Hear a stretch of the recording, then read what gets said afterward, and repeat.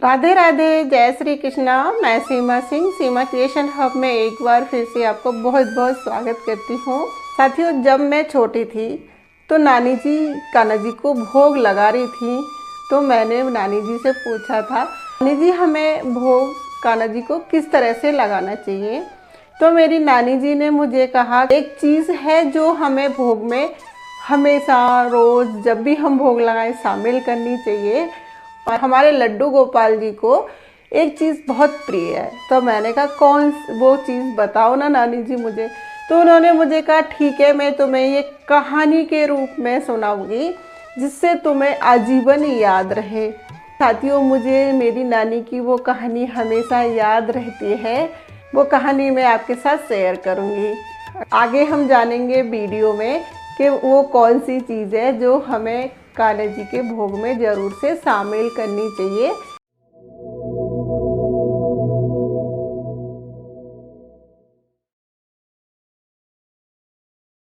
राधे राधे, जय श्री कृष्णा।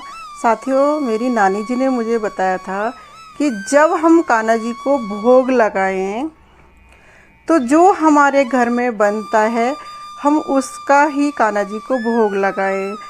फल, सब्जी, दाल, रोटी, चावल, मिठाई, ड्राई फ्रूट, दूध, दही, जो भी हम खाते हैं और हमारी रसोई में बनता है, पूड़ी, सब्जी, उसका हमें कान्हा जी को भोग लगाना चाहिए।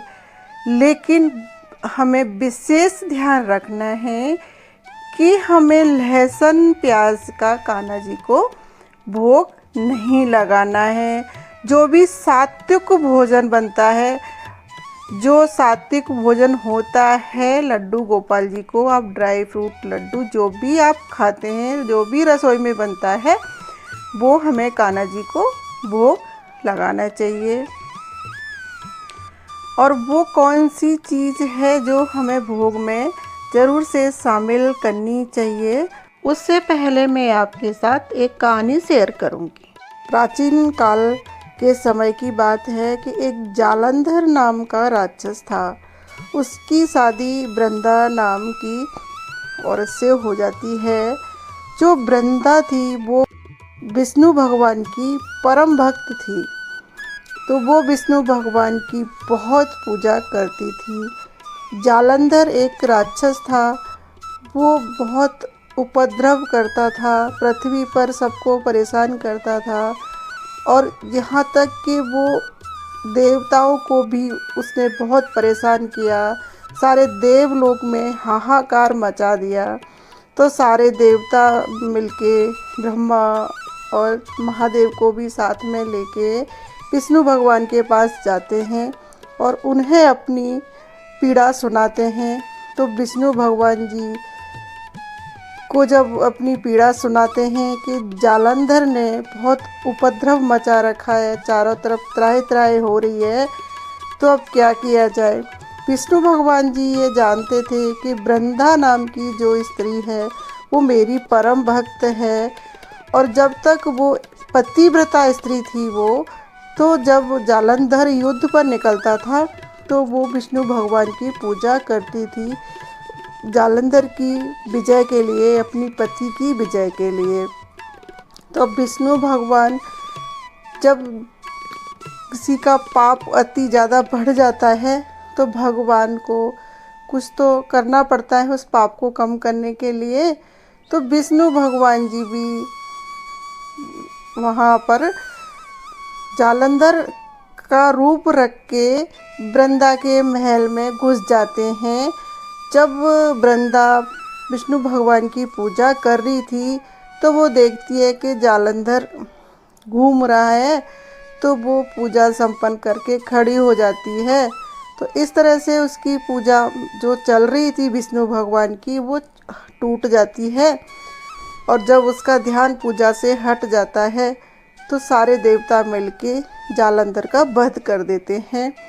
जब जालंधर का वध होता है, इस बात का जब वृंदा को पता चलता है तो वृंदा बहुत दुखी हो जाती है और क्रोधित होकर के विष्णु भगवान को वो श्राप देती है कि आप इसी वक्त पत्थर के बन जाओ। तो विष्णु भगवान पत्थर के बन जाते हैं और साथ में कहती है, जिस तरह मैं मेरे पति के वियोग में तड़फ रही हूँ, उसी तरह से आप भी अपनी पत्नी के वियोग में तड़फोगे।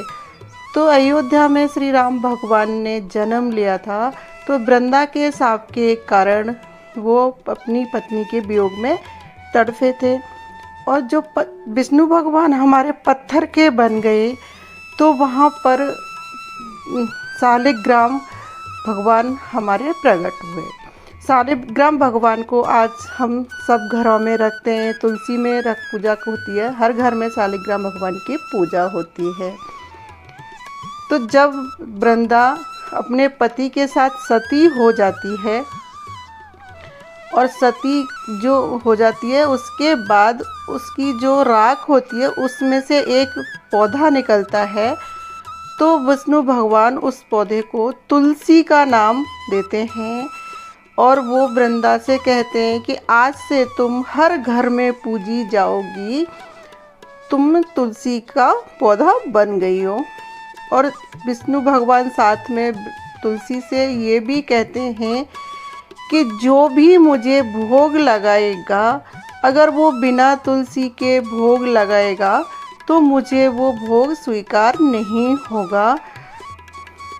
आज से जो मेरे भक्त हैं, मेरे भोग में तुलसी ज़रूर से शामिल करेंगे। तो साथियों, जब से आज तक हम लड्डू गोपाल जी यानी विष्णु भगवान के जितने भी अवतार हैं, हम हर जो अवतार हैं विष्णु भगवान जी के, तो जब हम भोग लगाते हैं तो हम तुलसी ज़रूर से शामिल करते हैं। अब जैसे संडे को तुलसी नहीं तोड़ते हैं, एकादशी को तुलसी नहीं तोड़ते हैं, तो उसमें हम तुलसी एक दिन पहले के तोड़ के रख लेते हैं, जिससे हमारे लड्डू गोपाल जी को भोग में हम तुलसी लगा सकें। ये मेरी नानी जी ने मुझे बताया था कि हमें लड्डू गोपाल जी के भोग में तुलसी ज़रूर शामिल करनी चाहिए जब भी हम भोग लगाएं। और हमें भगवान को हमेशा सात्विक भोग ही लगाना है। जो हमारे घर में बना है हम वो ही भोग लगाएं।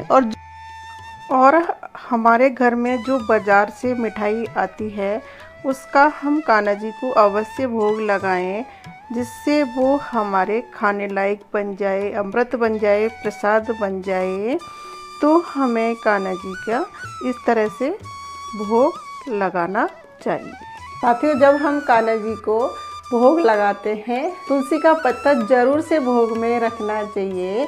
तो मेरे कान्हा जी को तुलसी पत्र इतना प्रिय है, तो जब भी हम भोग लगाएं कान्हा जी का, तो तुलसी पात्र ज़रूर से रखें। साथियों, आपको अगर मेरा ये वीडियो अच्छा लगा हो तो मेरे चैनल को लाइक करें, शेयर करें, सब्सक्राइब करें। धन्यवाद। Thanks for watching my video. Radhe Radhe.